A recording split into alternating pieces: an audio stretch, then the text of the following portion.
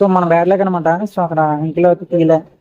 So ఇప్పుడు మళ్ళీ as it is గా ఇడ్లీ తీసుకుని వస్తే ఇంటికి అయితే వెళ్ళిపోవాలి. దరిద్రుడు దావదేస్తే సముద్రం కూడా ఎండిపోయింది అనేసి ఒక డైలాగ్ ఉంటుంది మా. సో ఆ టైప్ లో అయితే నా పరిస్థితి అయితే అయిపోయింది అనమాట. సో అలా ఏం జరిగిందంటే ఇది లాస్ట్ వరకు అయితే చూడండి మీకు అర్థం అవుతుంది. సో 3 days నుంచి అయితే క్లైమేట్ అంతా కూల్ గా అయిపోయింది. సో మా విలేజ్ అంతా కూడా ఈ కూల్ క్లైమేట్ లో హాట్ గా ఏదైనా తిందామని అయితే అనుకున్నా. సో ఈ కూల్ క్లైమేట్ లో 3 వేడిగా వేసేవి ఏంటంటే ఒకటి ఇడ్లీ, అలాగే ఒకటేమో ఫ్రైడ్ రైస్, ఇంకోటి నూడిల్స్. మా విలేజ్ లో వరస్ట్ నూడిల్స్ తిన్నాను అనేసి అయితే వీడియో పెట్టా కదా. ఆ వీడియోలో అయితే చెప్పా కదా మా విలేజ్ లో బెస్ట్ నూడిల్స్ చేసే ఇంకో ప్లేస్ ఉంది అనేసి అయితే. సో అక్కడికి అయితే వెళ్ళిపోతాను అనమాట. సో ఎన్నో ఆశలు పెట్టుకుని వచ్చామా, ఈ అంకుల్ అయితే క్లోజ్ చేసి సర్లే ఇంకా ఫ్రైడ్ రైస్ తెచ్చుకుందాం అనుకుంటే ఫ్రైడ్ రైస్ క్లోజ్ చేస్తుంది.